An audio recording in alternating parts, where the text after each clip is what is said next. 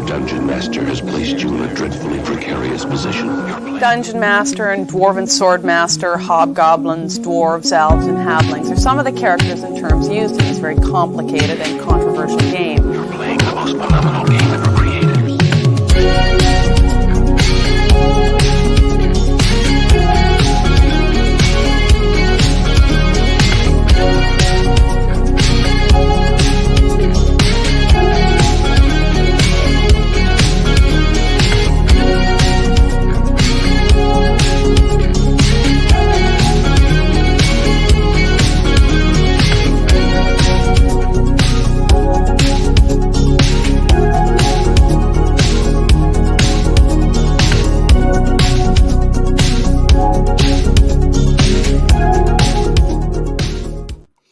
All right, what's up, everyone? It's been a while. We've been gone for like 2 or 3 weeks, I think, Vic. Yeah, I think so. Yeah, feels longer somehow. It does. It's been a long few weeks, but we're back at least for a few episodes, I think, before the holiday season fully kicks off. Yeah. And so again, joined as ever by Victor Gorchev, and we have special guests this week with Ryan Howard and the Wonkee, who are going to talk to us. Thank you for having us. No problem.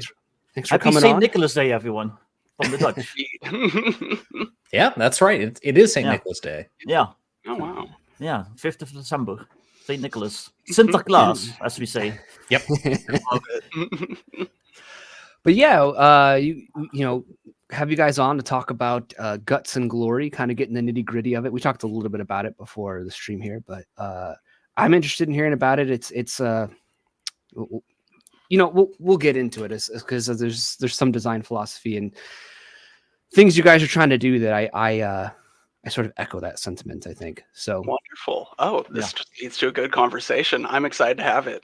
yeah, let's do it. So I guess first, I think people who watch my channel are familiar with Ryan. He's been on before, but I'd like to know a little bit more about the Wonkee here. So Absolutely. Once again, thank you for having me on. It is such a pleasure to get to talk with you, gentlemen. So a bit about me. I'm a weirdo Alaskan. I am a full-time artist pretty much within the RPG scene exclusively. I mainly work for companies like Pacesetter Games and then a lot of the guys in the Independent Publishers Union. I have only been really into this scene for about 5 or 6 years now. My background really comes from wargaming. I was a Warhammer kid, so grew up in the painting, miniature conversion aspect of all that. Really just led me down a long road towards being the artist I am now. And yeah, cool. Doing all kinds of groovy stuff. I have a little bit of a kindred thing there. I do illustration pretty much only in the TTRPG sphere, so that's cool. Heck yeah, my dude. But awesome. And then I mean, people know Ryan, but you know, you can go ahead and talk about yourself for a little bit if you want to, Ryan. Yeah. So I mean, like, yeah, you guys all know me. Most of you deal with my nonsense in Basic Experts Gilded server. This is what happens when I try to down a whiskey before we go on the show. I'm proud of you. But you know, the thing that I really wanted to talk about tonight is how Keelan and I got connected here. Wonkee and I, we have a lot in common, but we're also very different from each other. And the place where kind of those differences and similarities collided with each other was North Texas RPG Convention. And I feel like we can't talk about we can't talk about Guts and Glory without talking about the kind of fusion of worlds that happened at North Texas RPG Convention with us. Because we had run into each other once before at this con. We ran in some of the same circles. We had mutual friends, but it wasn't until we actually had like 2 or 3 real conversations at this past NTX that we really got to know each other and really kind of understood where each other were coming from, and then decided, one, we needed to have a conversation on Rollin' Bones, but we also I think it was there that we even decided like we need to talk to each other more than we already do. We need to like be friends. And then Pretty sure we that's did word for word. I do think we said that to each other, like we need to be friends with each other. And then we had our show on Rollin' Bones, and then the great and powerful wizard Jim Wampler pulled us aside and said, "You two not just like need to be friends, you need to be doing something together. You guys need to be working together." And that got this whole ball rolling on Guts and Glory, and now these adventures that we're going to be putting out on Christmas Day. Nice. Indeed. Cool. It's funny you talk about making friends. I was told on the Bird app, well, it's not the Bird app anymore, on X, that making friends is too hard. It's impossible, Ryan. Yeah. That's just not a thing. Like that's a big ask, man. You can't just make friends. What is this? It's a cruel thing to say. Out of all the Ryan Howards, you're the worst. Yes. I am, in fact, the worst Ryan Howard. I am the shittiest Ryan Howard, to quote some someone on Ryan X. You're the worst. No, sorry, that's just the side conversation. But so that's cool. So your guys are having some adventures coming out. You're going to focus on adventures. I guess let's start there. What we were talking a little bit before the show, and we can get into that point now, because it's a point that interests me. Is you're trying to kind of go for that old school vibe, but you're not calling it old. You told me, and you sort of is this going to be stuff that's compatible with pretty much any edition of D&D? Essentially, is that what you're aiming for? Beautifully spoken. The phraseology that we are using currently is it's compatible with your favorite D20 based system. Okay. I'm glad you liked that too. I think it's just a good underlying catchphrase for what we're doing here. Now, heavily rooted in old school game design ethos, though. I'm not very interested in producing 1 through 20 campaign books. Yeah. Okay. I think that's cool. That's sort of like what, like not that it's the same content wise, but are you going to do something similar to how like Venger does his Chalt stuff, where there's minimal stat blocks, where it's kind of like it's applicable to almost like any edition? I don't know if you've seen his Chalt stat blocks. I'm not personally familiar with it, but I can only speak for myself. I'm the opposite. I come from like skirmish wargaming background, and so I have to really cut out rules because I went way too heavy with my stat blocks realistically. It's I had to make it a little more user friendly. So having read at the very least, I've read Fuchsia Malaise. I think it would be similar to kind of what Venger does with his books, where we have, and I have to give Wonkee credit for coming up with this phrase. There's kind of a universal language of gaming that seems to just kind of exist across really all the D20 based games, all the games that kind of play in this sandbox that D&D built for us. And that's what we're kind of relying on, is people who understand this kind of lingua franca of D20 gaming will be able to take these ideas and these books and these monsters that we write out and make them work in the settings that they want to use, or the systems that they want to use. So you can take a look at something in Nighthaven and you can run it in Castles and Crusades, like I've been doing with my home group, or you can run it in Axe, or you can run it in OSE. That's what we're looking to do there. Okay. Right. I personally believe that the contract made between the DM and the player group is not the same one that has to exist between an RPG author and the DM running the stuff. I think there's a lot of missed potential options by writing for too niche of a game system, personally. Unless you really have a reason to, because if you do, well, duh, that makes sense. But, I love too many of my friends' heartbreakers to pick one to begin with, Vic and I write heartbreakers, so It's a good thing to do. I love it. It keeps the ball rolling as far as the whole scene goes. The world needs it. Let me set the record straight here. You guys do not write heartbreakers. Yeah. Modern think Heartbreak Necessities. is, Modern Necessities does something that no one else does, especially within the OSE ecosystem. And same with Makuhito.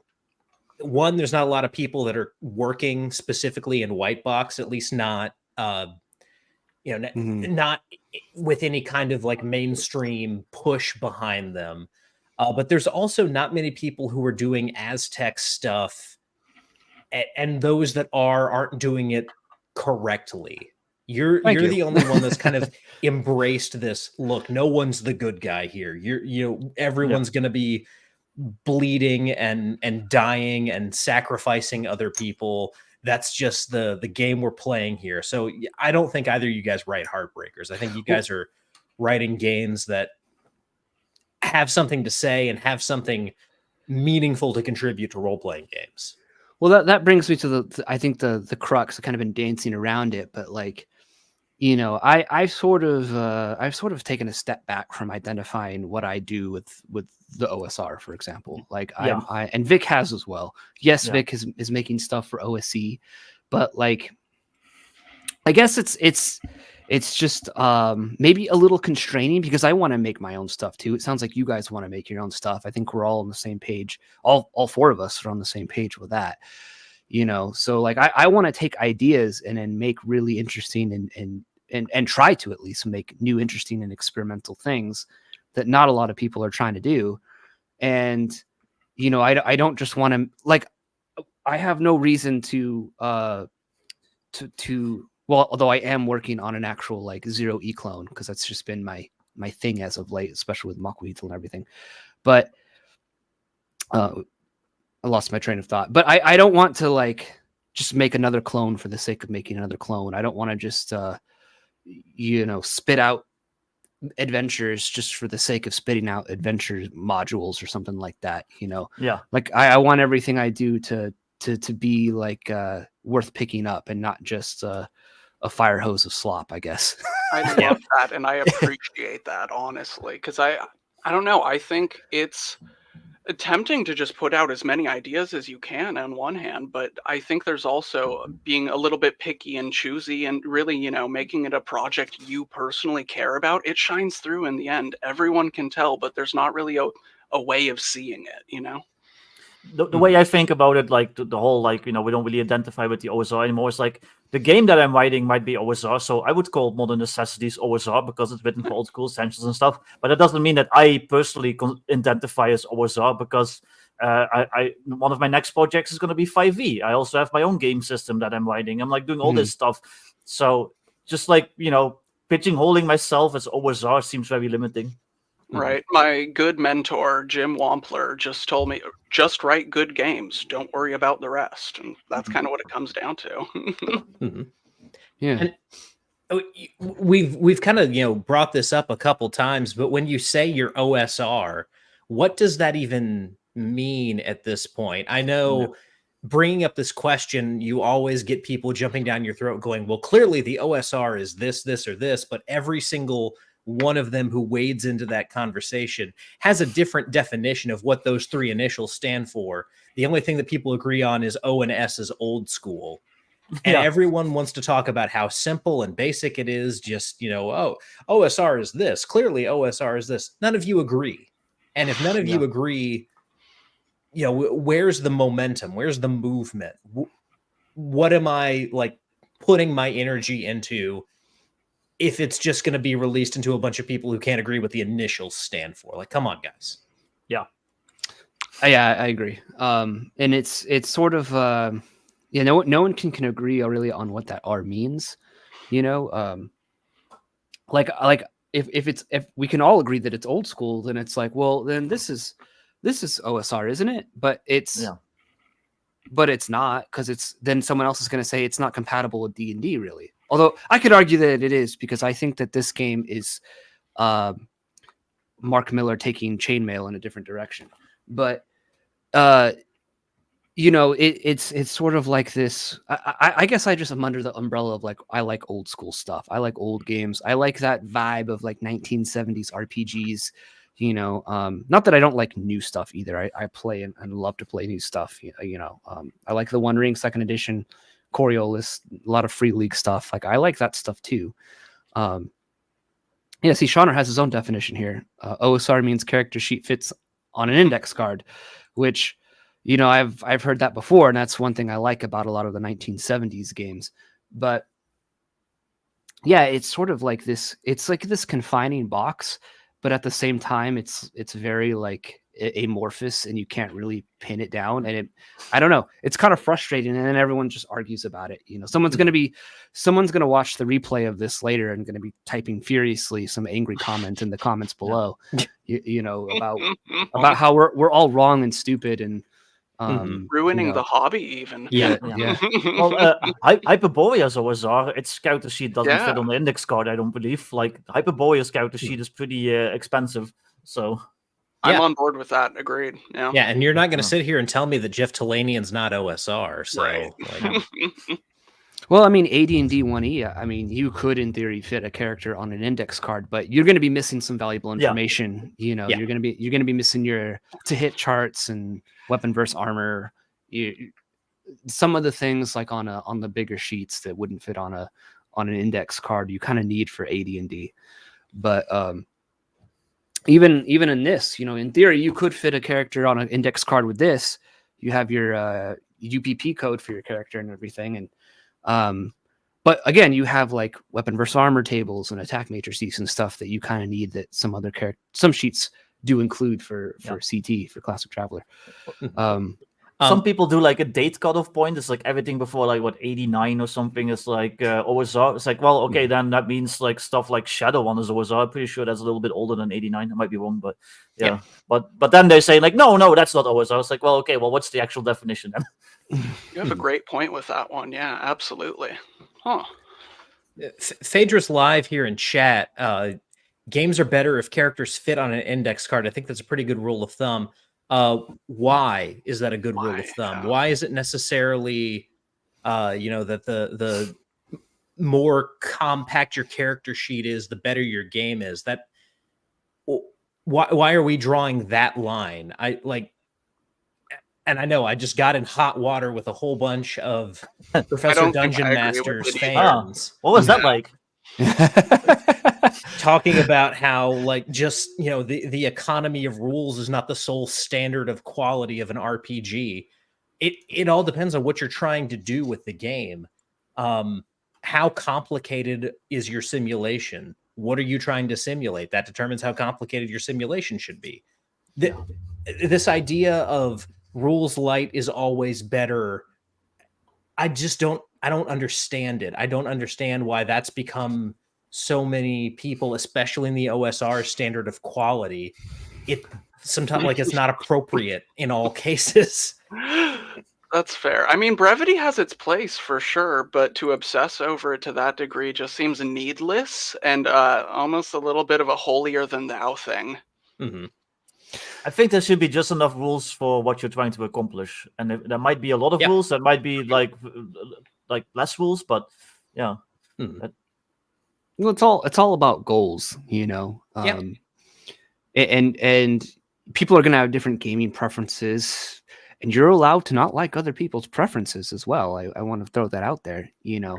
People should not be seeking validation for their games from other random strangers on the internet. You don't need it, so especially not us. Yeah, so stop trying to seek it.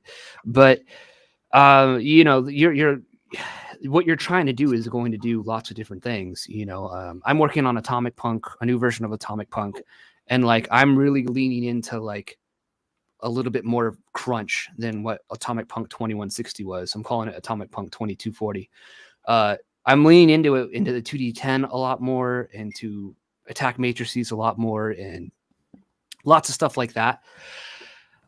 Because I don't know, I want to simulate specific things a bit more down to the nitty gritty than just like roll the dice and pick an arbitrary number and you succeed, you don't. Like We were talking on the Gilded server, like Bob World Builder's recent video of like, I played D&D while walking on a hike with friends, and it's like, you didn't play D&D, bud. You played something else. I'm sorry, bud. That wasn't D&D. You and your friends told a story while you were walking on your hike. That's like that's what happened there, Bob. Yeah. Similar thing is one of my best friends, player in my game currently. He is a DM for his group like once every 4 weeks. I have a bunch of rotating DMs, but his only dice rolling he does is you choose high or low, and it's either a win or fail on anything you choose to do at any point.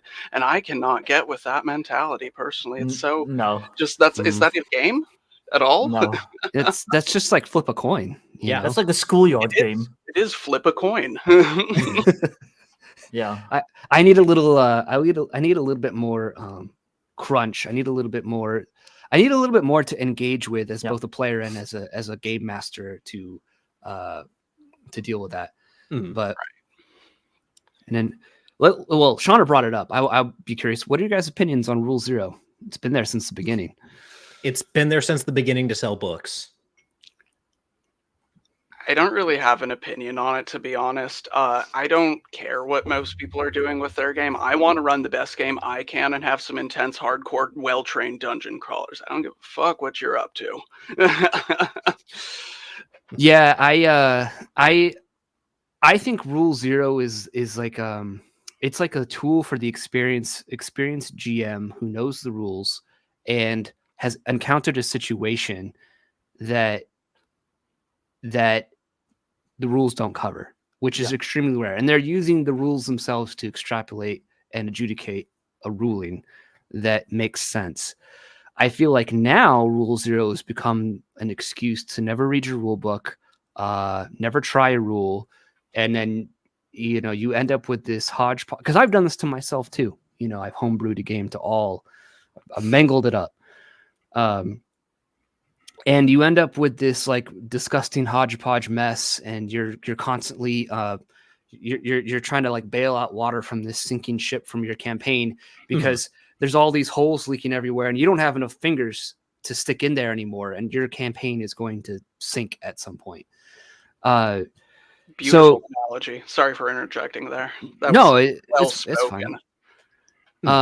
So to me, that's like that. Rule 0 is a advanced GMing tool, in my opinion. It is not a tool that it's become this thing where like it's given to novice GMs, and they're told to just like run with it, just make stuff up. And it's like, they don't know what they're doing. They can't just make stuff up. Right. Yeah, it's definitely become a cop-out. And like, if I sign up for like to play 5e with somebody, I want to play 5e. Some modding and some house ruling is fine, whatever. Like, oh yeah, you can down a potion with a bonus action instead of just an action, whatever. What gives a fuck? But I don't want to play 5e, and then I get to the table and it's like, yeah, but instead of a d20, we're using 2d10. And instead of feats, like whatever, you just weird bullshit. It's like, well, that's not 5e anymore. Or like I show up and it's like, yeah, no, just tell me if you want to roll high or low, and that's what we're doing. Like, no, that's not 5e. But these days, people are like, no, well, Rule 0, so no, it's still D&D. It's just as valid as your D&D. But no, to me, to me, Rule 0 is permission to use Chesterton's fence. And I've talked about this on my show a lot, but for anyone who doesn't know G.K. Chesterton or know the analogy of the fence, Chesterton tells this story of, imagine you're walking through the woods and you see a fence randomly in front of you. And you're just like, okay, why is this fence here? Why is this fence in front of me? It doesn't seem like it needs to be here. We're just going to take this down. What Chesterton says is before you tear down that fence, you should understand why it was put up there in the first place. And so that's kind of what Rule 0 is for me. If you see a fence in your game, something that you don't necessarily think should be there, you should understand what it does, why it's there. And then if you say, okay, I get it, I want to go and do something else. I understand what this fence is here for, but I'm going to take it down and I'm going to move it, 100 feet in the other direction so that we can, then you can take down the fence. Then you can, start building things and building upon this foundation of the game that's already there. But if you don't understand why that fence is there and you just knock it down, all you're going to do is create problems for yourself and get back to what John said about having to constantly bail your ship out because you poke so many holes in the hull of the boat.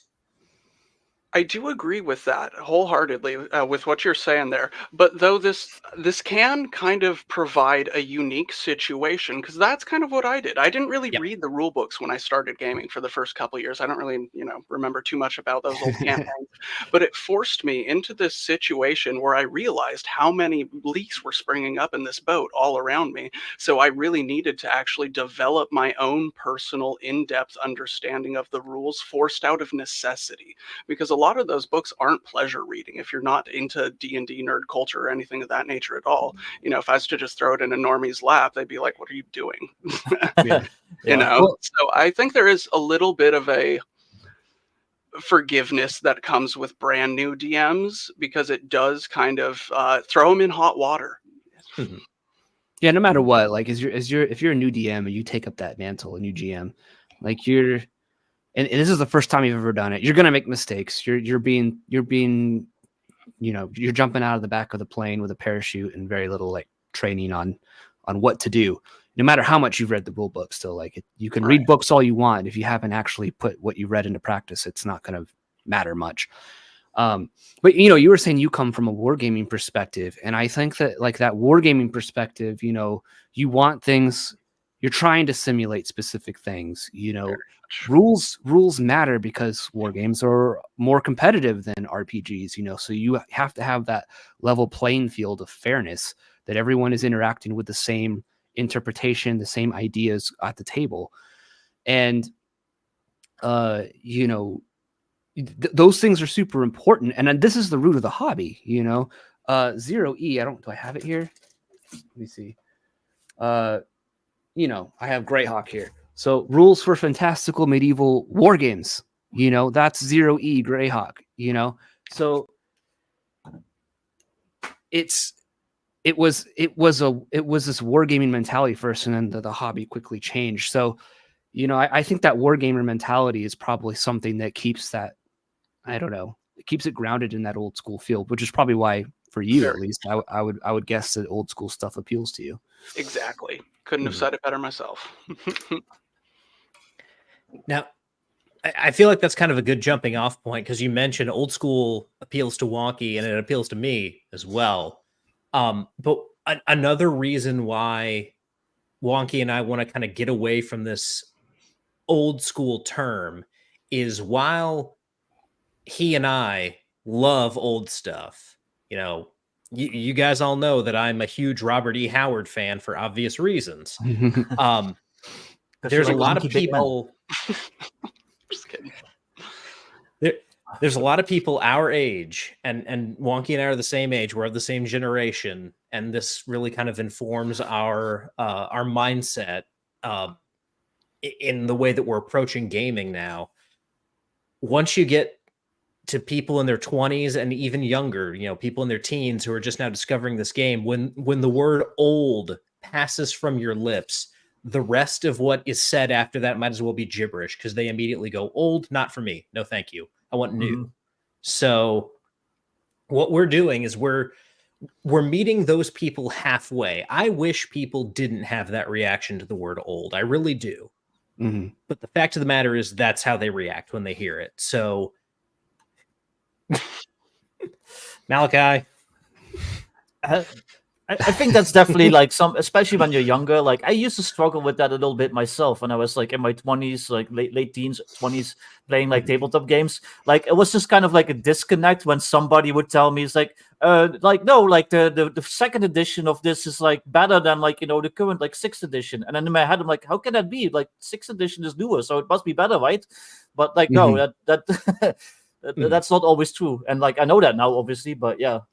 I don't think that's something that's necessarily to the younger generation that's just exclusive to them, because you see that all the time. Like I don't know, I think us in the modern era, for example, just on a historical level, we sit and think that we're like really intelligent and smart, and we're so much smarter than the people like 1,000 years ago.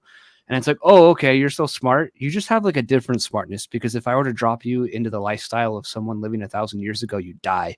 So, you're not actually, just because it's newer, it's just different. It's not necessarily better all the time. So that's a fact. But we're going to meet these people halfway, but at the same time, we don't want to compromise what we love about old school gaming, and that is this aspect of risk versus reward in old school games.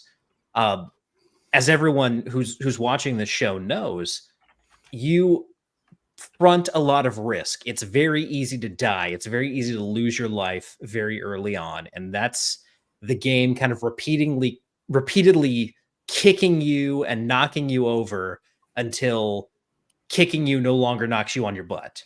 That's the ethos of that's the ethos of old school games, is we're going to knock you down until you can't be knocked down anymore. And we want to replicate that. But how do you replicate that without referencing a specific time, without making the people who are uncomfortable with the concept of old uncomfortable immediately? You describe this play style, and for me, the first phrase that popped into my mind was that old canard of no guts, no glory. So to play this game, you got to have guts, and you'll achieve glory. And so that then, in my mind, birthed the phrase guts and glory. Yeah, because it is based on that harsh cyclical feedback loop that takes player skill, and it takes time to develop an understanding of not just the rule set, but how that game is played and really get good. And old school gaming does it better than any other game out there, as far as I'm concerned. Yeah. I think it's, there's no shame in that, in trying to appeal to those people halfway, because, despite what a lot of people I think about maybe you and me, Ryan, because we can be a little, caustic with people at times, I think, Touch. touch. We do want to see the hobby expand. I do want to see new people play. I want to see people, Of course. I want to see people experience like the true everything that the hobby has to offer, not just like the cheap fast food version, and then they're going to dip out in a few years because they kept getting to the succession die out and quitting, and it was frustrating, and the players wouldn't stick to the dang railroad kind of stuff, So I as critical as a lot of us are sometimes that are fanatical about the hobby and love it, we do want to see it grow. So I don't see anything wrong with meeting people there and trying to I don't know, you're putting broccoli in the mac and cheese to get them to eat their greens, you're sneaking it in there so that they actually eat something green rather than just dairy and carbs and butter. So and okay, I lost my train of thought. So if anyone else has something to say, it will eventually come back to me. Sorry, my broccoli mac and cheese analogy probably threw you for a loop there. No, you're good. But no, I don't think there's anything wrong with that, because we want to see more people. Like, as someone who's making content for this hobby, this is I do illustrations for other publishers in this hobby, and I do my own stuff. I want to see it grow. I want to be able to better support my family doing this kind of stuff and talking about this kind of stuff. But if we have to build lasting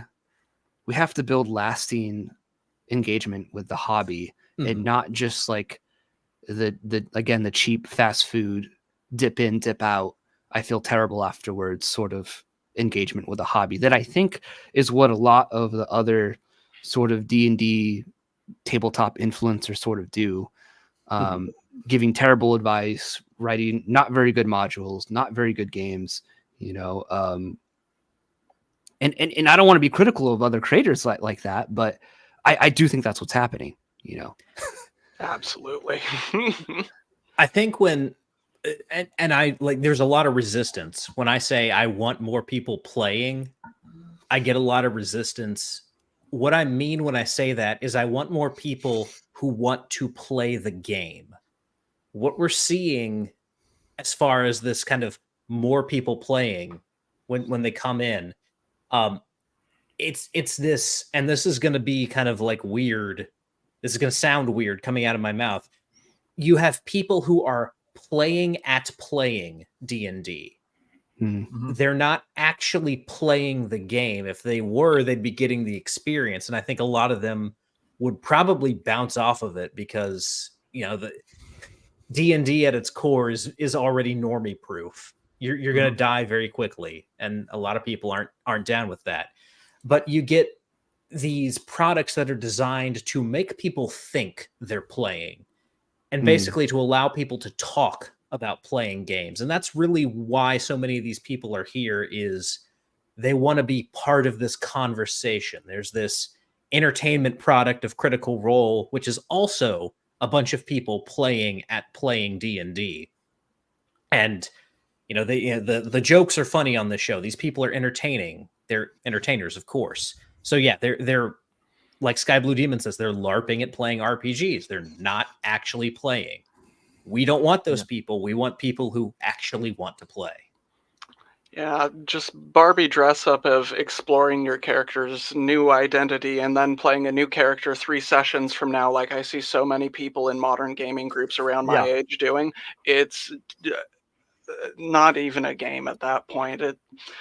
I hate that we share the same language to talk about it, even, because we're like, when I talk to a random person my age about D&D, that is what they go to now instead of a dungeon crawling experience or something of that nature. So that's another thing with why I think we're going Guts and Glory instead of just sticking to the true and tried and true old school, is we're looking to kind of expand the types of people that might be interested in D&D as well.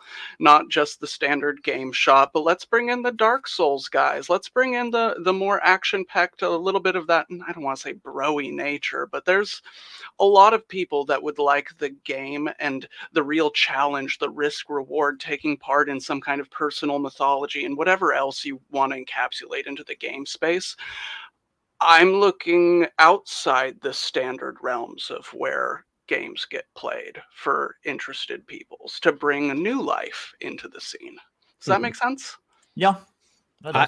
I want the hobby to be filled with thousands of cross faces. We never get any gaming done. Just be wrestling each other constantly. There's a game for that. No, that's cool. I mean, so I guess, while we're on this subject, what are some, like, as you guys tackle these adventures that you're doing, so are you kind of viewing then, so you've changed the label, like I said, you've kind of you've put some broccoli in the mac and cheese to get the 3-year-old to eat something good for once. What are you trying to teach? Is your goal maybe to teach people or help them teach them to have that true experience? And I guess, like, what sort of things are you looking to sort of allow you guys to do that in your adventures and these separate worlds? You guys each have your own setting that you're building stuff for. Yeah. Do you mind if I go first, Ryan? I got Go a for good it. one. I am looking to provide a gameplay experience in space to provide people the genuine opportunity to feel heroic and feel like they did something good in the world and that it mattered. I want this to be a hard, ruthless experience filled with learning, ups and downs, triumphs, and everything for fucking guts and glory, death and honor at the end of all things. I want this to be this... let's hype it up instead of just being a little bit, sit back about it. I want this to, not rowdy, but like there's something more to D&D and the shared group imaginative experience, and I want to tap into that. Does that kind of work for?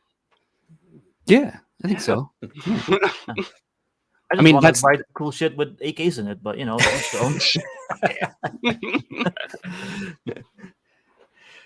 And then for me, the educational aspect that I'm bringing into my game is I really want, if nothing else, people to pick up Nighthaven and find out how to use faction play effectively in their game, how to build from we are a small group of adventurers to we now run everything. It's a little bit of Braunstein. I don't know who that is. The Braunstein is it's not a popular format anymore, unfortunately. But I want to get people in that mindset of your player characters are going to interact with these different factions. Each of these factions have their own machinations, and through, you know, climbing the social ladder within this ecosystem of Nighthaven, your players are eventually going to take someone's job away from them. They're going to either kick out one of the gangs and take their territory. They're going to, you know, become the new Baron of Nighthaven. They're going to take over one of the temples. Maybe they'll do all of the above. But at some point, the players are now going to be running the city, and then they have a city to run. And so that's what I'm looking to do with Nighthaven. Yeah. Kevin wrote Rifts and Palladium Fantasy. He owns the Palladium Books publishing company. Thank you for that. I was so just right over my head with that. I was like, I want to understand. But that's cool though, Ryan. You want to look at the Braunstein. Vic, how do you say it properly in German? Braunstein game. I love their music. Yeah, that's the cover bands. That's the. I like that. I think that's cool. You want to lean into that because that is something that, you know, you watch like the Secrets of Blackmoor documentary, and you're sort of like, this was a big part of the early version of the game, and you see it in 0E too when you're reading 0E, and you're seeing how the rules interact and how important, for instance, time is and things like that. Lots of things that are lost. So I think trying to incorporate that into a palpable sort of thing, because the pushback I see when, again, I guess going back to this concept of old, is that when you start talking about old concepts, old ideas, you know, gold for XP or, you know, just different concepts that were inherent to old school play, you instantly get pushback that, you know, well, the new thing's better because, and then they continue to pontificate about how little they actually know about the game. So trying to rewrap that as a way of like, I'm going to have you experience this, and because my thing is that like whenever anyone tries these old school ideas and these old school sort of mindsets, they instantly like love it, you know. It's just getting them to do it because they just assume that like, well, 5e is the best because like it's the biggest version of the game that's ever existed. It's the best version ever. And while it's fine, it's a fine system. It's perfectly adequate when you actually play by the rules. You know, I think that they're missing out because 5e definitely focuses on something different than, say, what AD&D focuses on or what 0e is trying to do. One thing I will say to speak to what you're saying there, John, and one of the reasons why I think an instructive nature is necessary for some of, especially the early content that Wonkee and I will be putting out. People fall in love with these concepts when they execute them correctly. I was going to say that, yes. There have been a lot of people we've seen try to half or even in some cases quarter-ass these concepts, and then throw up their hands and go, "Oh, this doesn't even work." Yeah, I've encountered that a bunch on Twitter. Like somebody will be complaining about gold for XP, and then the way they describe gold for XP, like, well, that's not gold for XP. That's just some shitty, like you had a shitty GM, obviously, that didn't understand it, and now because they didn't understand it, you don't understand it, and now you hate it. And then I've had to like explain how it actually works like multiple times just like last month on Twitter. So yeah, it's really weird. I maintain, this is my personal view, my personal opinion, that the moment I don't have them over here. Let me see. Hold on. The moment I'm sorry, Chad. Am I being too crabby for you? Usually. The moment these released and got into the public's hand outside of Gary and Dave's playgroups, the meaning and interpretation was lost. Yep. It was immediately misinterpreted and misunderstood. And you know that because if I were to ask people on Twitter, how do you play this game? How do you do this? I'm going to get a bajillion different answers. Yeah. And there's pretty clear and concise, like despite what people think about this rule set, there's pretty clear and concise rules in these rules. And right from the get-go, 1974, the moment this box set got into people's hands, it was lost. And yeah, for Sky Blue Demon, I did print and staple those myself. So I know, John, sounds like some young splaining to me. Exactly, it is. But see, the difference is that like I actually read this, and I read, this one's key too. You put those two together, and you have a full and complete, actually extremely, I've talked about it, extremely heroic game. And the way you hear some people talk about it, it's sort of, you can tell that they had fun, they had a great time, but they didn't understand the text in the game, probably because they were like 10 or 12 years old when they did it, and then they've never changed their mode of play since then. Yeah, they never updated their knowledge. And that's not to slam the grogs or anything. Like, I appreciate the wisdom they have. A lot of they have something to offer, but sometimes I see stuff said by people that claim they've been in the hobby for 40 plus years. And then the advice they give, it's like, I just read those three little books, and what you're saying is not in there. So like and what is in there produces a different experience than what you're talking about. Oh, well, that's how we've always done it.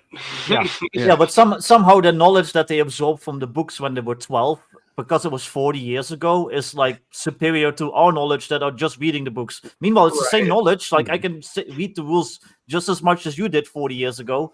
But I don't know. Yeah, and you talk to your average 1776er, as I like to call them, and versus talking to someone, and Wonkee's actually done this a good bit, talking to someone like Tim Kask, who was there and did read and understand those, those three books when they originally came out. Those people have a completely different understanding from each other. What Tim Kask knows about the reality of D&D versus what your average I've been playing since the Dead Sea was still sick gamer thinks they know about D&D. Like, it couldn't be further from each other. And so it is getting people back to this idea of, to understand the game, you do have to actually read the game, Bob World Builder. Yeah, I don't really get that. I could be saying, like, I've been playing D20 Modern since like 2003. What do you know? It's like, well, if some dude like spent more time reading the rule books than me, then obviously they know more than me, even if they only started a month ago. Like, I don't know, time shouldn't matter in that regard, but who am I? Mm-hmm. Yeah, that's the point I'm trying to make, is like, you jokingly in the chat, they're calling us young splainers. What's up, Cal? But I know he's kidding. But we've been called young splainers before, but I think it's just a frustration thing from, it is annoying. I get it. It is annoying to see young guys kind of look at these games and rules that they have had as part of their lives for a long period of time, and to see young guys voraciously dive into these things and try and extract. And they are extracting stuff that maybe they missed, and I get that is like, that would frustrate me, So, well, what frustrates me is that the OSR is like this huge thing. We're all supposed to like love it. People look down at you when you like say you like 3.5 or 5th edition or whatever. But then when you actually want to engage with like these old school rules and actually like learn about them and actually study them, they also get mad at you. So it's like, well, what do you want then? Like, I suck when I play 5e apparently, but I also suck if I happen to know like 1st edition maybe a little bit better than you. Like, I don't know. Huh. That has personally been the opposite of my experience. Whenever I've gone looking for help to my various, friends and mentors across the, old groggy OSR, they've treated me with nothing but kindness. So those are friends and mentors. Those aren't just Twitter vendors, Fair. Yeah, I don't really hang out with plebeians. Well, you're here now, so obviously you do. No, I this is have news to us all. I have a few of what I'll call like RPG dads that, like, you know, they've taken me under their wing, and they've, you know, I value their feedback and their help and their wisdom.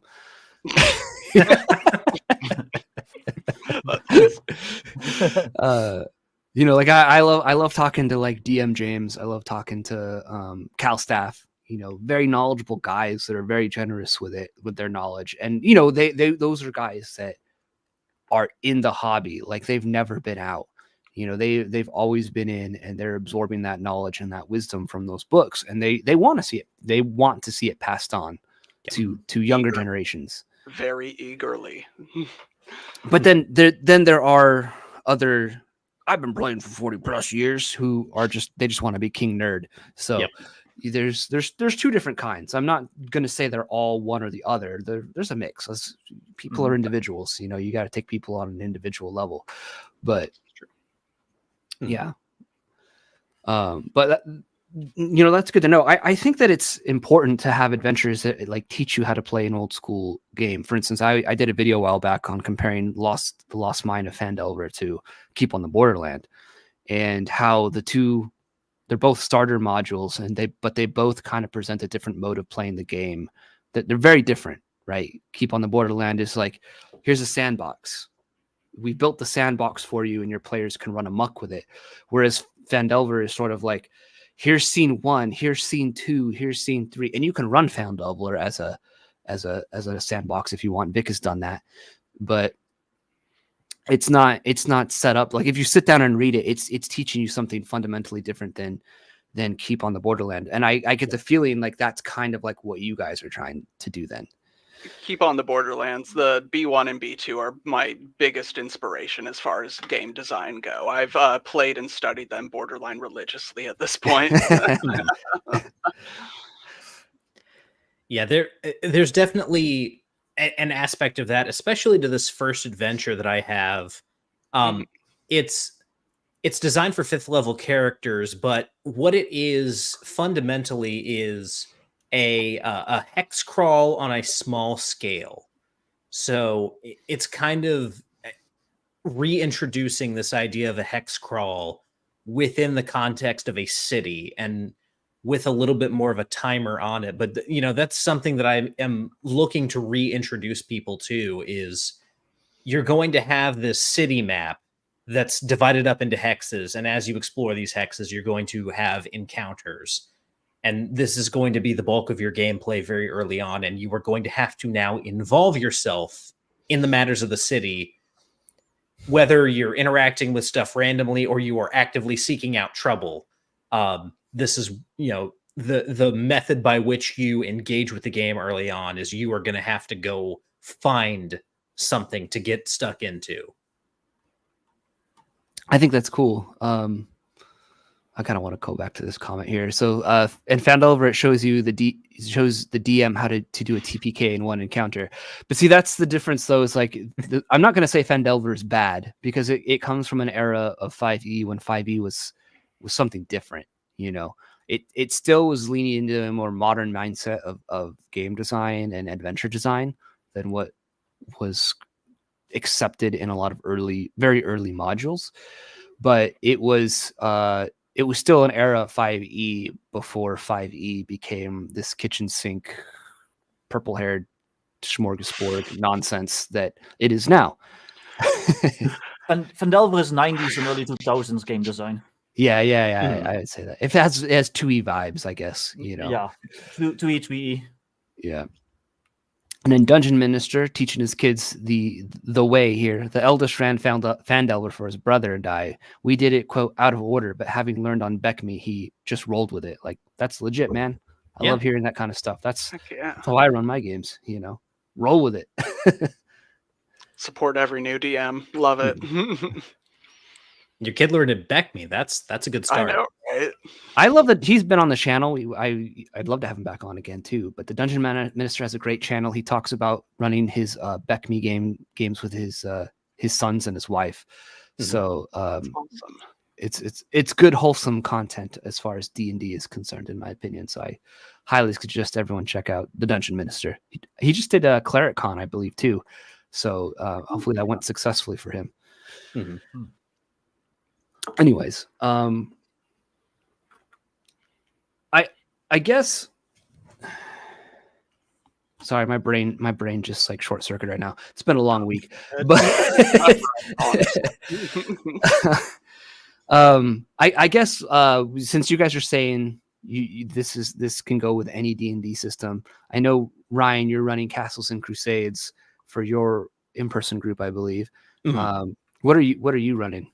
So I primarily run a mashup of DCC, MCC, along with Weird Frontiers. A little bit's kind of scattered in, though it's been, I don't want to say significantly house ruled, but I have a couple key changes. I've added a lot of my preferences from my wargaming background into it. So things like in DCC rules is written, short swords and short spears and long spears are pretty much identical as far as stats go. I don't fly with that, and no. So basically rewrote a couple things I had problems with, and I run DCC under a swords and wizardry mindset. So I like to tell my players, I run swords and wizardry mostly. You play DCC. Fair enough. That's awesome, Ryan. Why? What made you pick Castles and Crusades? Because I've recently switched my play group over, my in-person group over, hopefully into Castles and Crusades. So I was looking for a home for Nighthaven before Wonkee and I hooked up for Guts and Glory and decided to go the direction we were going. I was looking for a home for Nighthaven, and my original idea was OSE.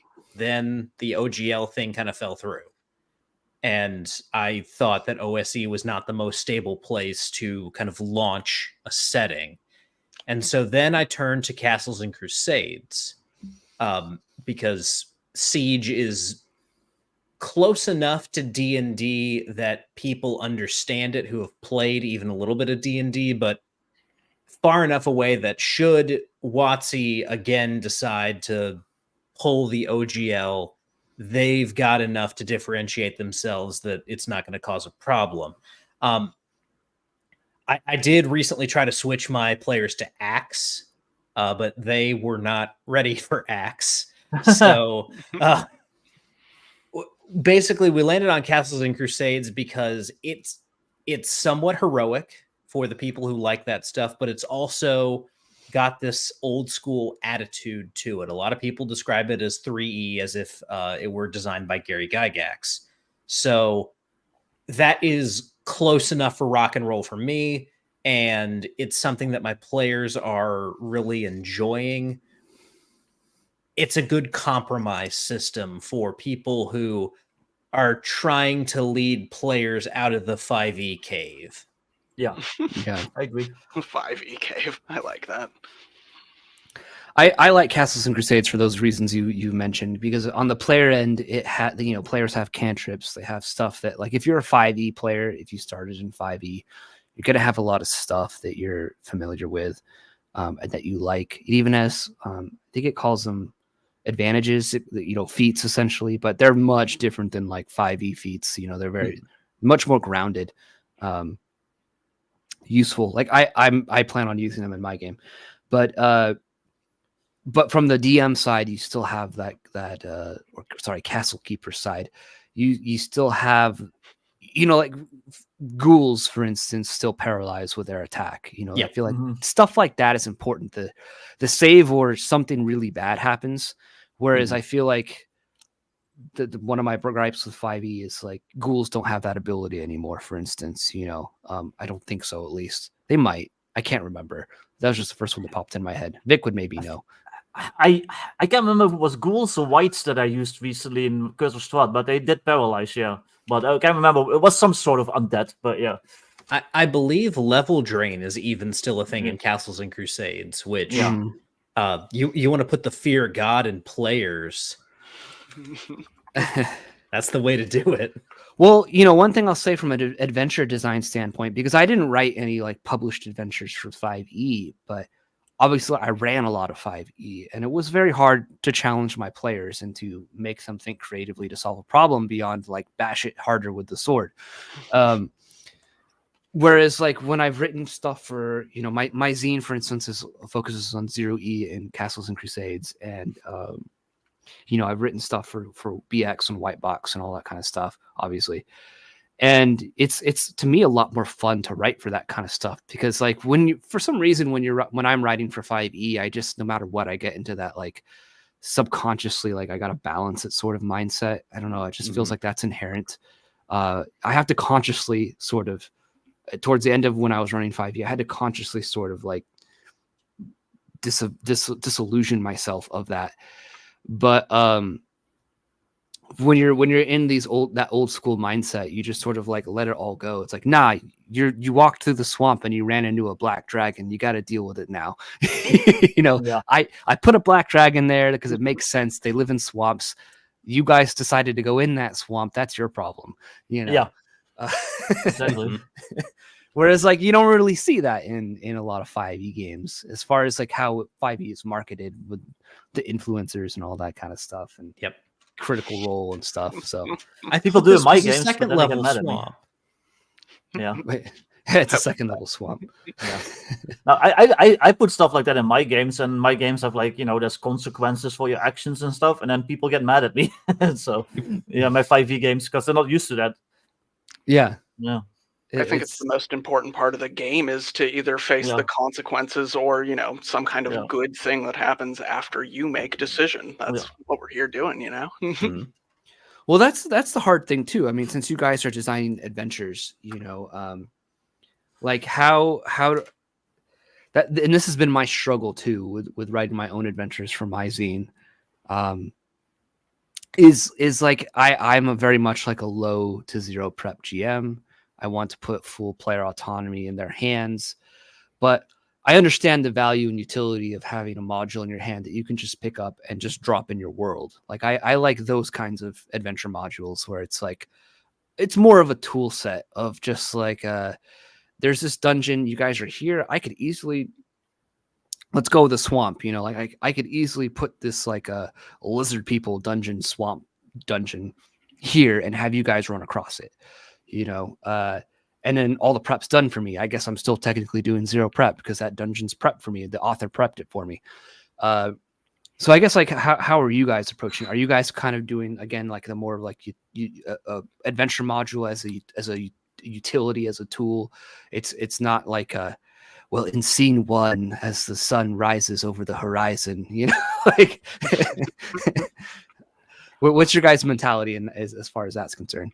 I personally have a lot of very flavorful texts and fanciful descriptions, but I view the game space as game space. I'm not trying to tell any kind of story necessarily through it. So, well, I may go overboards all the time with my descriptions of random wild shit.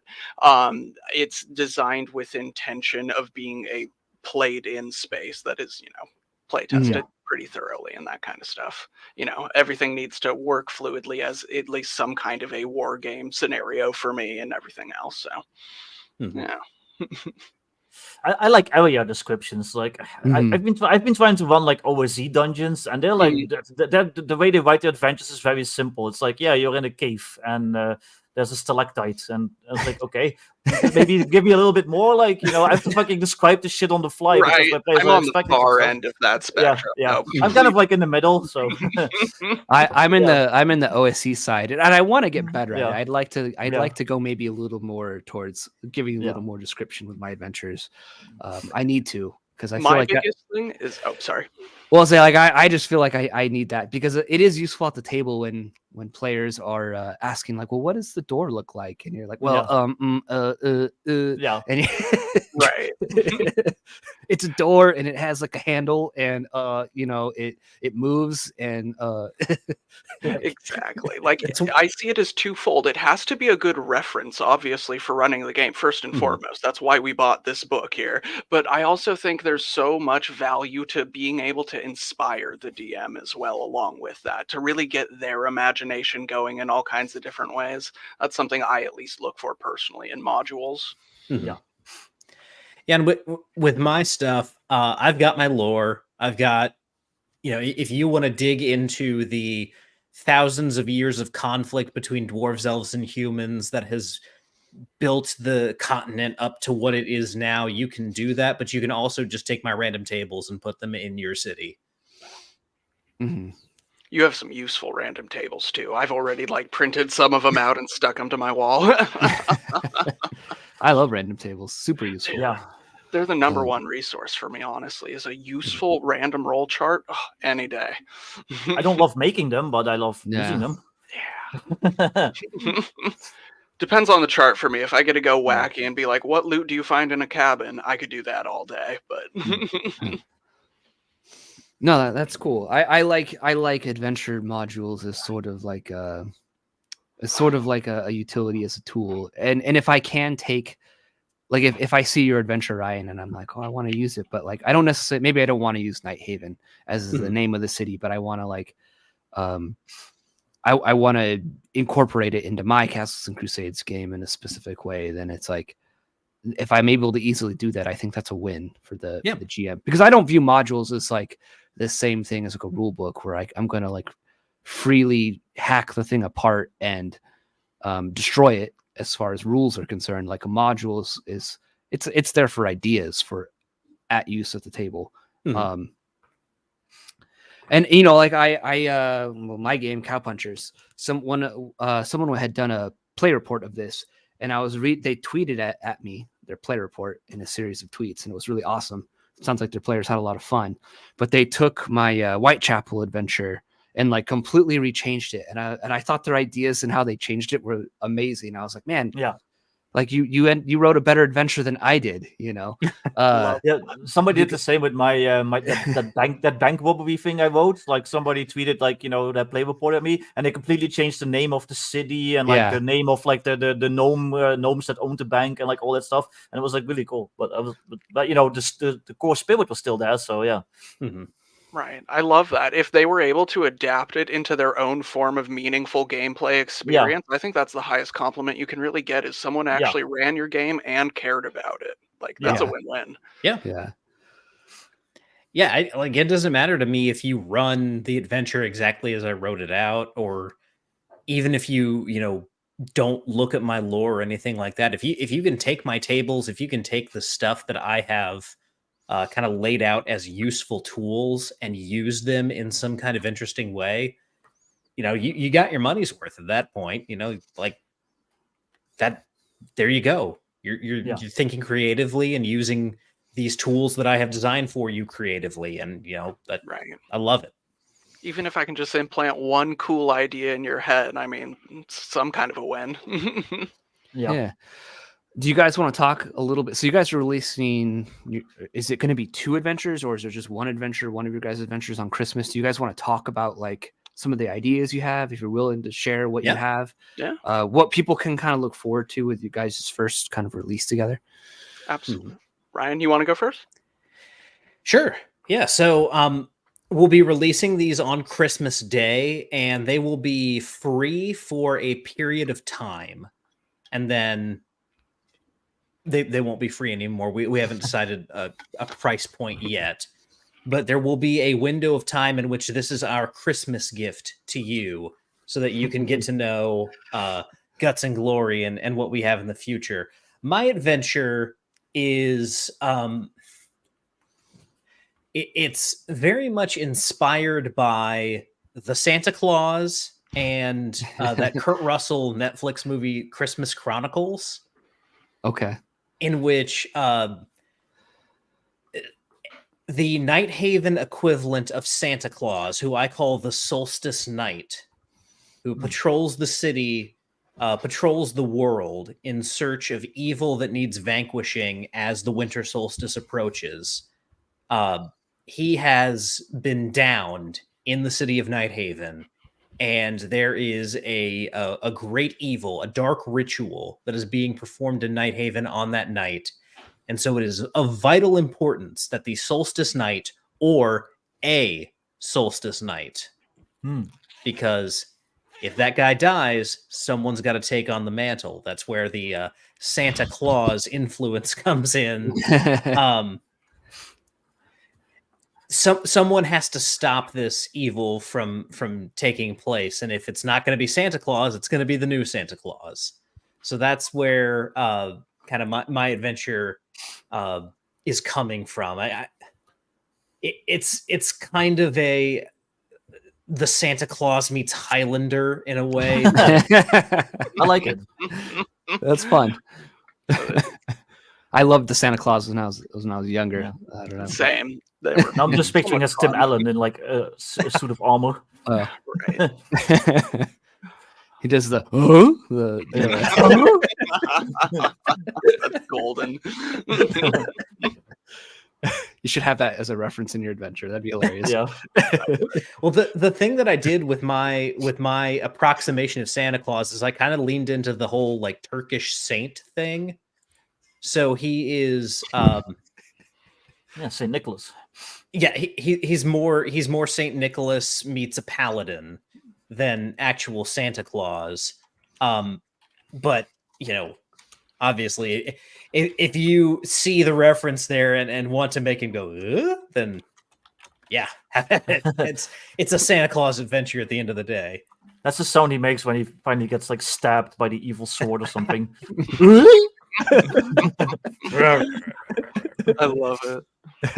You have it as like a read this text to the players, and it's That does just box text just for that one little quip there. That's all. Yeah. How about you? What's so you guys both have an adventure then? As Yep, what I'm we've both written our own adventures for this. Awesome. And Okay, just cool. putting them out as a pair kind of thing. So my adventure is called His Heinous Harvest.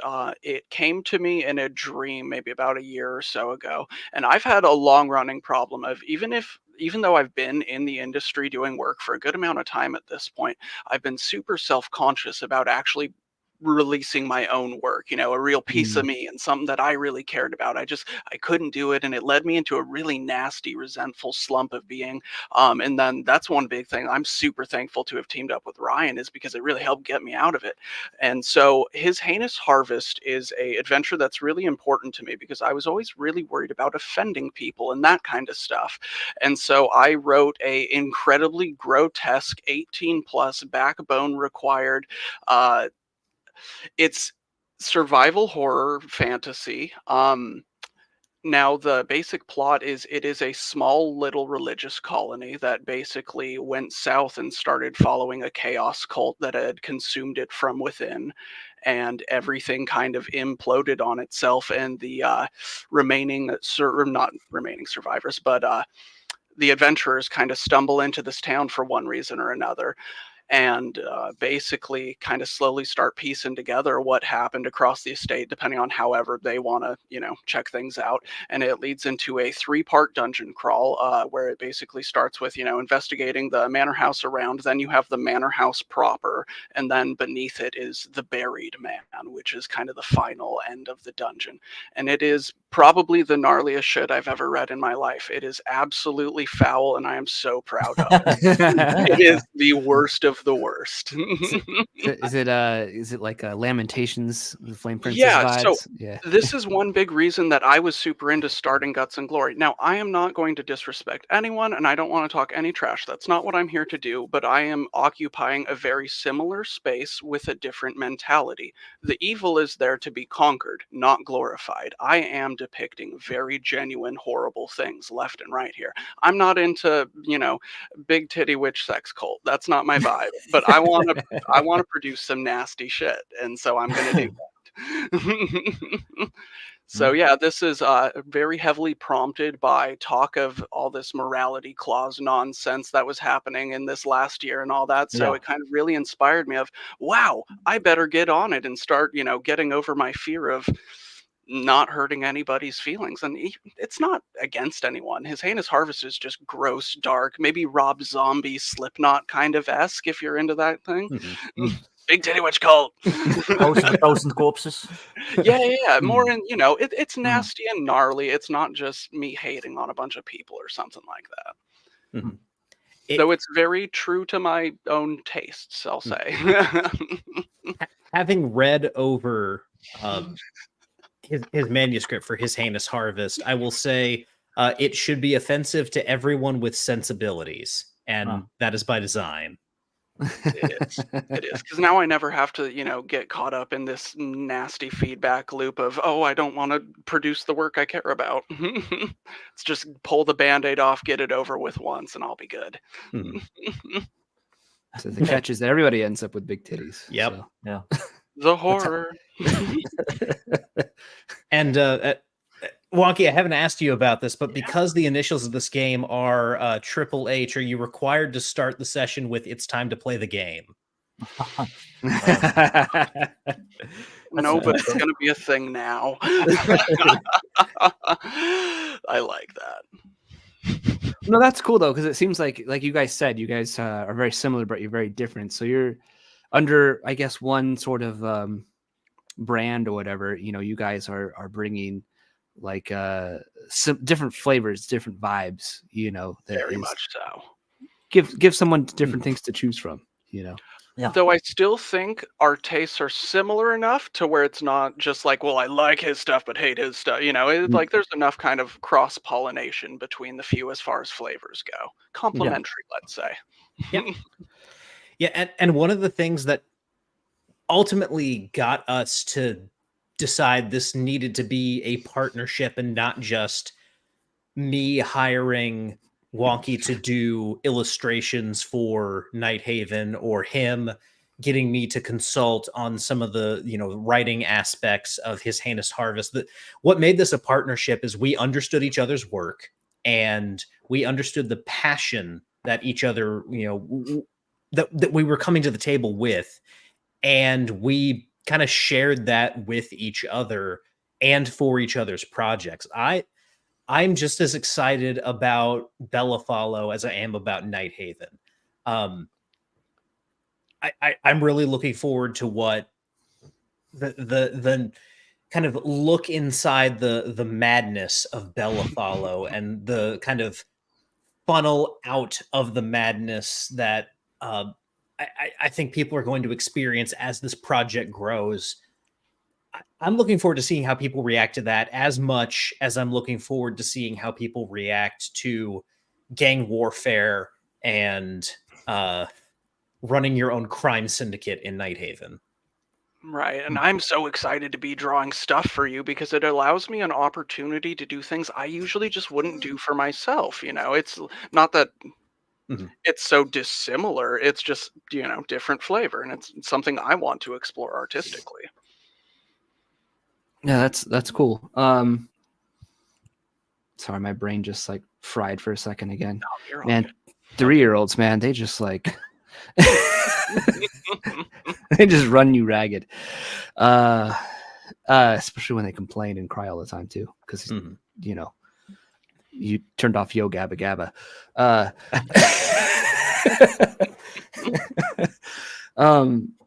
But I there's no reason why I guess someone couldn't put either of your two settings together, right? I mean, could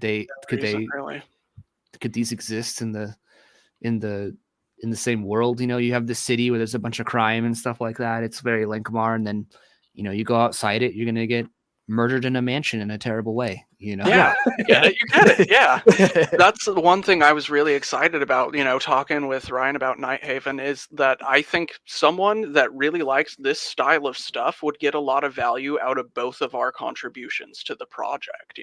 There's no reason why you couldn't blend them together. I don't know if we'll officially ever do that in canon, but I see no reason why any DM wouldn't be able to pull from both. There may or may not be a portal to Bellafallow somewhere in Stranger hidden things within the happen. mountains adjacent to Nighthaven. Right. Oh boy, we could do some fun stuff with that. Yes, we could. To be discussed at a later date. Oh, I'm excited. Vic, do you have any? I kind of like I don't want to talk over you if you have questions. No, it sounds cool. So I want to ask, like, what were some inspirations? So you mentioned it's like knights versus with like Highlander. You kind of like mentioned survival horror, like the mansion, and then the mansion beneath kind of reminds me of the first Resident Evil with the lab beneath and stuff like that. So I'm just kind of curious because I'm like, as Ryan knows, I'm like big into pop culture. I myself, I'm like influenced by all these movies and books and stuff like that. So I'm always interested in hearing like what some of your actual inspirations were. Yeah, absolutely. A huge, wide array of things. Various historical events over the Westward Expanse and the whole pioneer days. I got really into that as just a historical topic of study for a while. And that, the frontiersman, mountain man aspect, especially living here in Alaska. I was born and raised on an island in kind of fairly rural Alaska. So that's just always been a part of me. I grew up with a lever action rifle in my hand. And then, aside from that, like I was saying, I was really early on introduced by my dad, who owned a skateboard company, was actually what he did. I was very familiar with punk rock and heavy metal music growing up throughout my years, so that obviously played a big influence. And then a lot of the pulp literature works of Clark Ashton Smith, Robert E. Howard, Lovecraft, those are so influential to me. Yeah, that kind of stuff for sure. Nice. Yeah. So the classics. The classics, yeah. And yeah, you mentioned like the frontiers and like stuff like going on, so that makes me think of like the Donner Party and stuff like that. So very much so. Oh yeah. I was just reading The Indifferent Stars Above like last week. It's a recounting of that. Yeah. And then for me, Nighthaven. I mentioned Lankhmar because Lankhmar's fantasy adventure. This does not have the tone of Lankhmar. Lankhmar, Fritz Leiber very much approached Fafhrd and the Grey Mouser as two very kind of jolly characters in a weird world. They kind of delight in the foolishness and like craziness of their world. It's similar to Lankhmar in that it's a fantasy city. It's much more influenced by Frank Miller's Sin City and then gangster films. Yeah. With a little bit of kind of 17th century warfare thrown in, because I like and am fascinated with this idea of armor and swords and pikes coexisting with black powder weapons. Yeah. So there's a lot of that in Nighthaven. There's black powder, kind of in the Warhammer fantasy sense. It's present, but it's still kind of dangerous to use. And then you throw that into kind of a street warfare situation. Yeah. So you've got gangs that are going to be attacking each other with clubs and daggers, but also someone's going to like pull a flintlock pistol at some point. Yeah. If you want like another good inspiration for like a fantasy city setting, you should read the Hawk and Fisher books. Those are like really good. It's about two like city guards as a married couple, but the city guards in like a big fantasy city, and they deal with vampires and like evil wizards and like all this shit. It's really cool. What was the name of that one more time? Hawk and Fisher. Hawk and Fisher. Gotcha. Yeah. I'll check that out. So let me see. Someone was asking about Patty's Parlor. What's up, Patty? Said, where do you upload your art? And so Ryan gave me your Instagram. He's I haven't been too good about updating it lately, but that's something I'm just jumping back into the social media circus after a long break of inactivity. But yeah, there's some of my stuff. You can find me on Instagram, Facebook, and I'm looking for other places to start venturing out into. But I've mainly been focused on writing. This last month has taken up pretty much all my time. Yeah. Very metal vibes that I get from your it's good. Thank you. And you can see some of Wonkee's pedigree here. Like that was a Crypt of the Science Wizard illustration you just had up. Some work that he's done for Skeeter Green. And a lot of the stuff that's there is also stuff that he's done for Pace Setter as well. So you guys, really especially if you are well versed in your OSR, have seen a lot of Wonkee's work. And it's stuff like this that really got me excited about what we could accomplish together. Definitely. So those are some of my older wood burnings. That's actually before I was even really that into RPGs, or at least knew there was an industry surrounding it. I was just having fun with a wood burning tool for a while. That's cool. Nice. Yeah, I've made a lot more than my Instagram shows. I went through several dramatic bouts of, oh, I'm going to quit art forever, and then never did. And yeah, I went through the ringer. I know that feeling. Right. So yeah, Do that top shelf, and that's pretty much my more recent stuff that I have at least publicly available. We've got a question here for Wonkee. Oma wants to know, Wonkee, what's the gaming scene like in Alaska? It is what you make it. We have a good game shop with good people, but they're not doing the kind of stuff I'm interested in, really. So it's mainly, Pathfinder Society, Adventure League. I'm sure there's 1,000,010 home groups going around on the various, Does areas. it also double as a bait shop? Yeah, right on. It's half filled with like plushies and stuff at this point in time. But the gaming scene is kind of what you make it. It's one of those things that I found, if you want it done right, you have to do it yourself. So my wife and I in our house that we recently bought have devoted pretty much the entire downstairs apartment into converting it into a big gaming room. So we have a big old table set up there. I have my podium and a bunch of fancy terrain and all that good jazz. Nice. But I have a very reliable group of really good friends, of people that really want to be there. Since I'm kind of one of the more, if not the most notorious DM on the island that I live on, I kind of get to be a little picky and choosy, and that's nice. I just feel awful now that fucking Alaska, out of all places, has a better gaming scene than I have over here in the Netherlands. God damn. Like, how awful is it over here? I had to cultivate it, though. Yeah, that's the cool thing. Talking to Wonkee about kind of his gaming world, you've almost turned yourself into like a legendary figure on your That's island. the goal. I think. Were. Yeah, that's the goal. I feel like it's a similar thing here, where I'm here in Idaho. I'm in the Treasure Valley, so about 30 minutes from Boise. Nice. But it's mostly just like Pathfinder and 5e around me. There's a lot of it. There's a lot of games being played. Like if I look on Facebook, and I'm part of this group. I never really use Facebook. I have like no friends because I got in Facebook jail like way too often. So so I just use it to run. I use it to run ads for my recent Kickstarter and everything. But I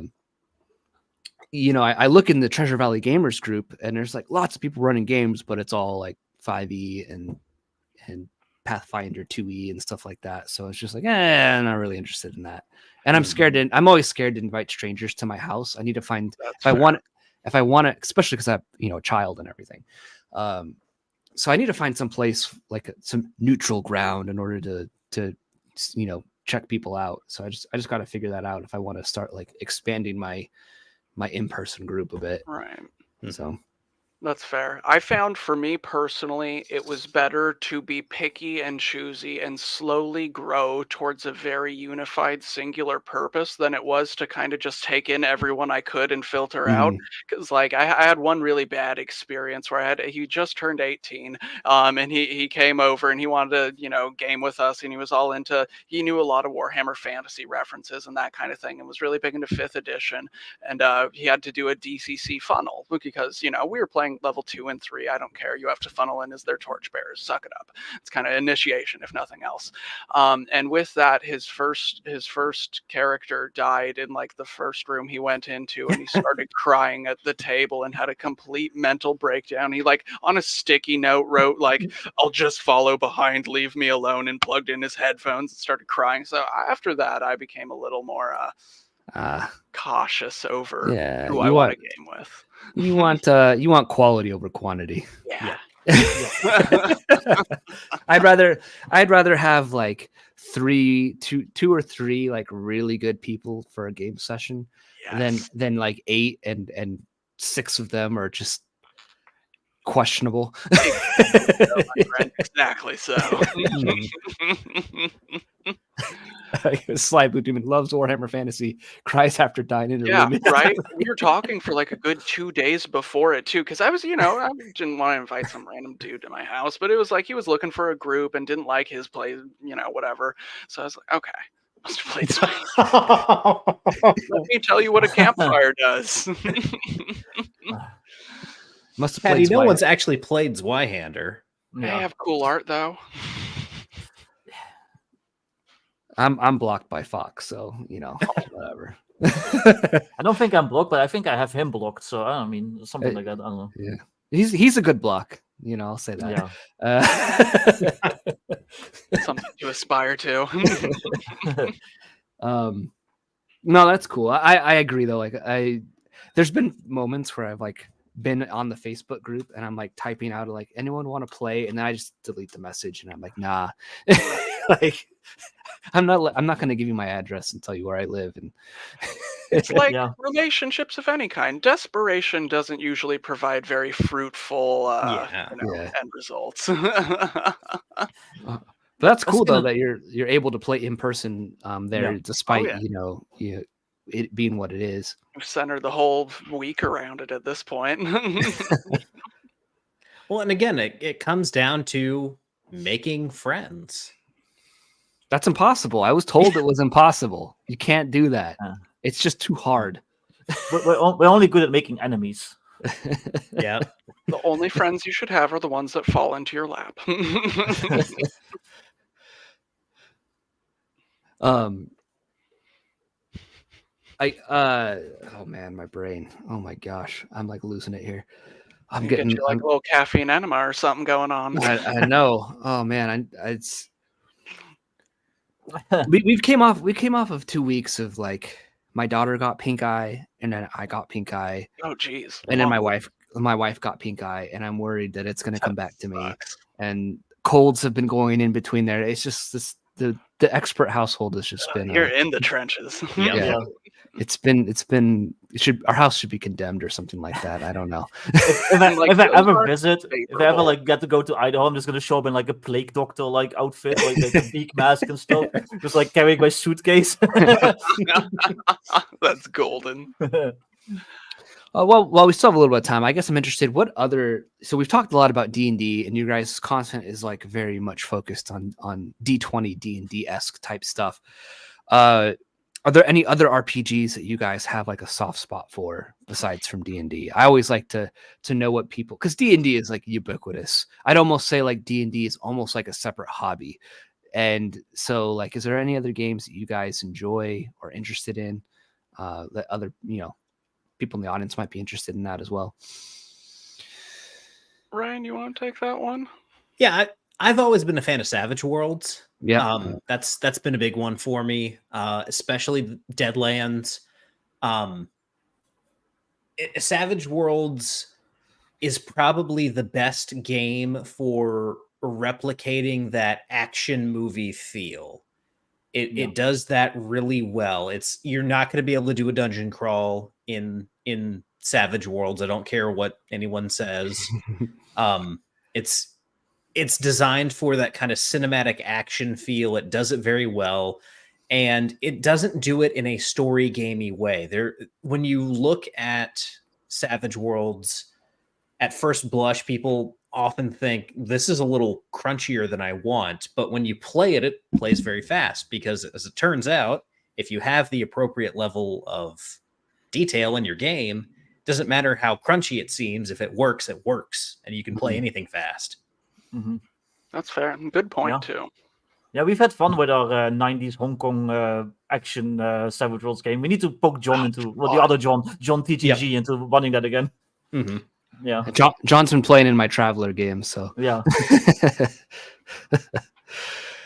Wonkee, do you have anything other? I mean, it's fine if you only really love and play D&D. I'm not going to judge you. That's the thing is like I've played a fair amount of games. Don't get me wrong, and all have really cool mechanics and things that I like about them. And if I was going to play in like a specific setting, if I'm playing in Jakala, I want to be playing Empire of the Petal Throne or something like that. Sure, but the things I want my game to do is kind of perfectly covered with what I have. And, I could talk a lot of, really cool games and just hype up a lot of my friends' books. But in the end of the day, I kind of got my bases covered for what I like, though I'm really interested in like a lot of the weird off-brand indie skirmish stuff that's been coming out, things like Turnip 28 and that kind of stuff, Sludge. It's more miniature focused than anything else, but not really as far as like RPGs go. I kind of got what I like realistically. Though there's always room for more flavors in the pot, Yeah, I've been writing a lot of Traveler lately, and I'm really. I've never gone to try that. That sounds fun though. You haven't lived until you've died in character generation. Yeah. I love and then you finish your character, and then guess what? Like that's how he is. There's no leveling up. There's no levels. Oh, really? It's just like everything's a dead level. That's just what you. I like that. I like that a lot. These books, these are from Poncho. He sent these to me, Poncho Goblin in chat here. So I have an original. Okay. I have original box set that I bought, but I don't want to destroy it, so I have these. I love how it says like advancement, and it's like you just get better. You learn to play your character better. Yeah. Well, there's something to say for advancement, just being better gear or a better spaceship or stuff. Like, I think that's like something that a lot of people like actually gloss over in tabletop games in general. But that's a different topic. But yeah, fair. You can check out well, these are super cheap. Like if you want to, Mark Miller sells these for super cheap. I always recommend Classic Traveler. I think it's one of the best games. I'm gonna check that out. This 2d6 game, it's absolutely it's pretty great. That one and 0E, like two of my favorite games ever. Heck yeah. 0E Dungeons and Dragons. Let me see here. Okay. Before we're getting towards the end of the stream here. I think Ryan's got to go soon. Is there anything you guys want to like blast? Because my brain's fried at this point too. Anyways, so. Fair enough. We've had a good productive talk. I think this has been fun. This has been a ton of fun hanging out. What is there anything like final you guys want to like drive people towards? You want them to check out? What do you guys? I mean, it's obviously your guys' adventures that are coming out on Christmas. Is it going to be available on DTRPG? Are you going to put it on Lulu? Is there going to be physical copies of this at some point? Give us the details, I guess. You want to start it off, Ryan? Yeah, so we are going to launch on Drive-Thru RPG. For right now, it's just going to be PDF only. We're still kind of figuring out the format for physical books. Our first book that's going to be available physically will be in 2024. And at some point, these adventures will probably be reprinted in some kind of physical collection down the line. But for right now, we're looking at just a PDF only to, one, kind of get our feet wet, and also introduce people to our play style and our adventure style. So this is an introduction and a Christmas gift more than anything else. Well worded on that. I'm a big advocate of like when you're starting something like this, like start with something that you can bite off and finish and accomplish. Like so many people fail at doing this creator stuff, and they're like, well, I tried to write like a 500-page rule book, and it's like, well, why did you do that? You've never done this before. Why write a simple like 10-page adventure first before you tackle the 500-page rule book for your custom homebrew system that you have. Yeah, So true. Exactly. Yeah. So alongside that, with our big release that's going to be coming out in 2024, I'm also going to be releasing an expansion supplement. So for the game I'm writing now, HHH, called Glow Skull Territory, because I had to cut a lot of content, mainly focused on the deadline of Christmas coming up soon. And my writing was at like 90 pages at that point in time of just written text. So I had to trim a lot of fat and get things cleaned up, of course. But with that, I'll have a really fun expansion coming out out alongside HHH for further printing later on down the road. And then also with the start of the new year, so it's technically up and running now, but all of the artwork that I'm going to be doing for our books, not 100%, but like 95%. I'm actually going to be starting up a Patreon where I'm providing stock art services and things of that nature. So yeah, that's something cool to look forward to. Yeah, I think Ryan shared all your links with me, so all that stuff should be your Instagram. All that stuff should be in the video description below. And then I tagged Ryan, so if you check out Ryan's channel, Ryan didn't mention it, but he has a YouTube channel. If you've not checked it out before, we share an audience, but if there's some new people here I see in chat that they might not be aware. Yeah, for those of you who don't know, I'm the host of Rollin' Bones with Ryan Howard. We are live every Tuesday at 8 p.m. Central, and this Tuesday I will be hosting Ash of Creativity, and we're going to be talking about the fundamentals of game design and kind of how role-playing games have ignored the game aspect over the past 30, even 40 years, if you want to go all the way back. So that'll be a fun show to look forward to tomorrow night. And I will tell you guys, because Ash is going to be on there, it's going to be spicy. So good. That's a given. Good. Give Vic a chance here. I know Vic's working on some stuff. He wants to talk about what he's doing. Yeah, so I'm doing the updated version of Modern Necessities. I'm kickstarting that next year, probably March. That's going to be like a massively updated version of like the original plus 3 supplements that I'm like doing as stretch goals. Cyberpunk rules, Weird West rules, and then like an adventure that's actually going to be based on Keep on the Borderlands, but I call it Bunker in the Badlands. And it's going to be like magical post-apocalypse with my modern rules thrown in. I'm interrupting. That sounds killer, though. Like right. Yeah, I'm looking forward to getting that properly started. I'm also kind of like, because people were asking me to, I'm writing an updated version of Blacklight, which is like a little supplement I wrote for Shadow Dark at the beginning of the year.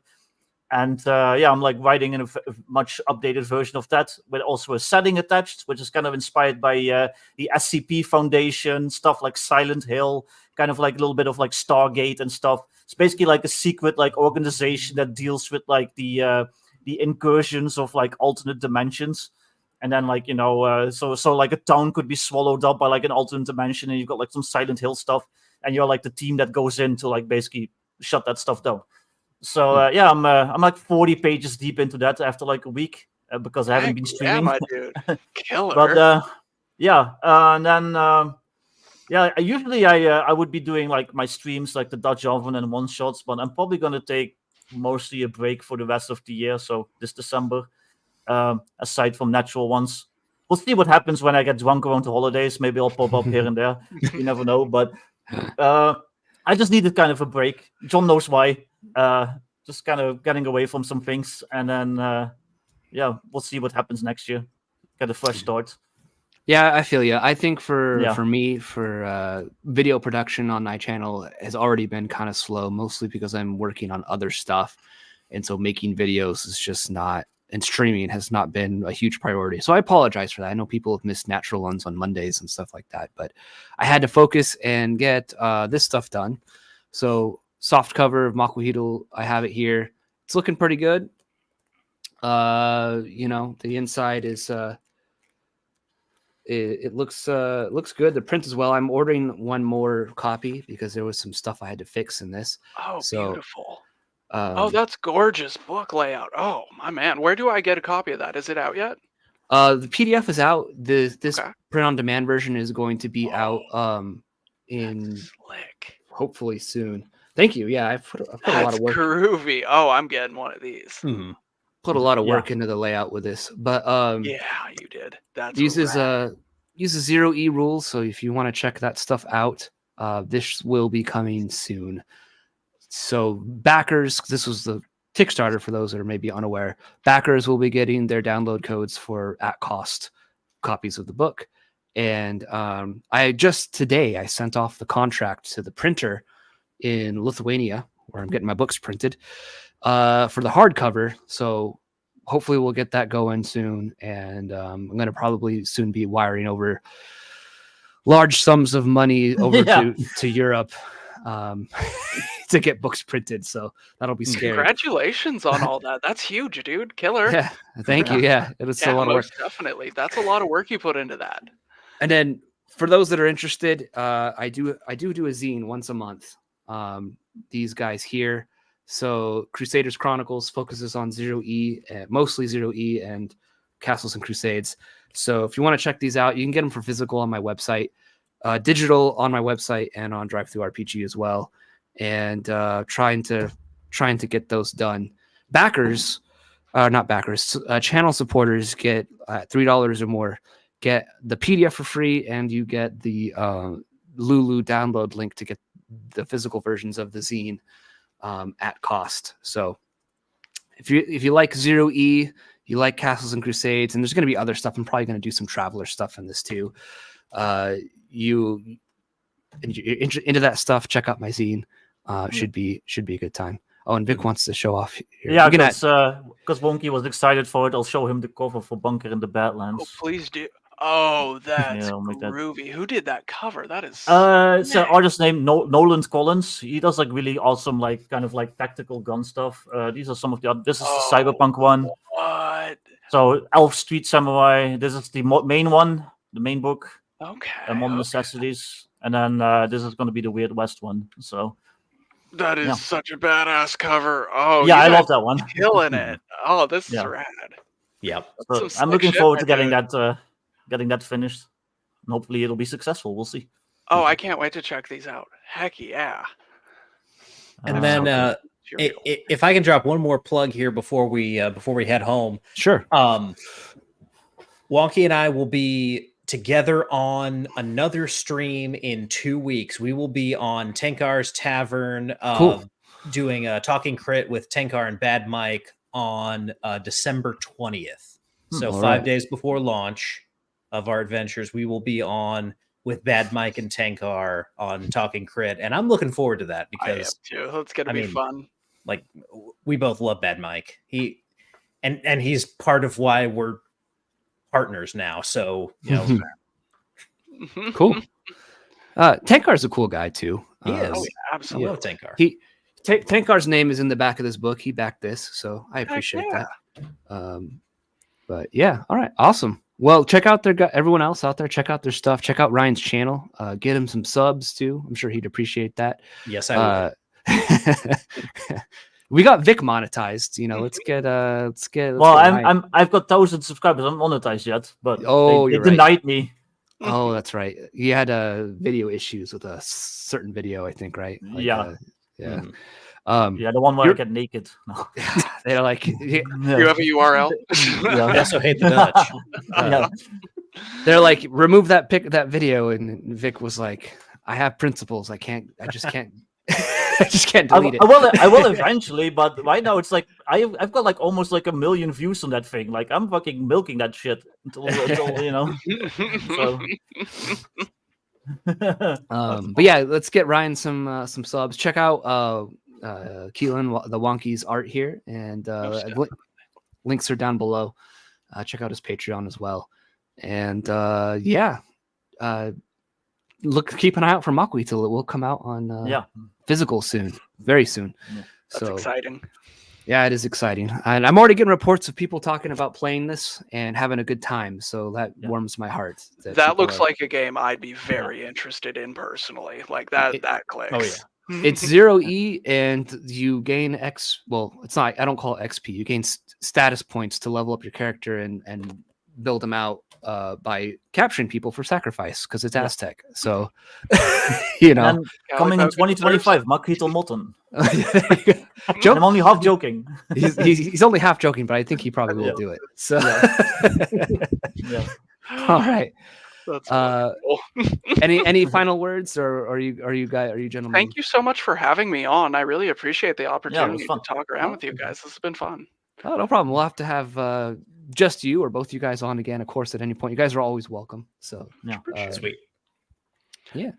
We'll catch you guys. I think we might be streaming next week. I'm going to see if the guest I'm talking with is ready to go. If not, we still might stream, but we'll see how it goes.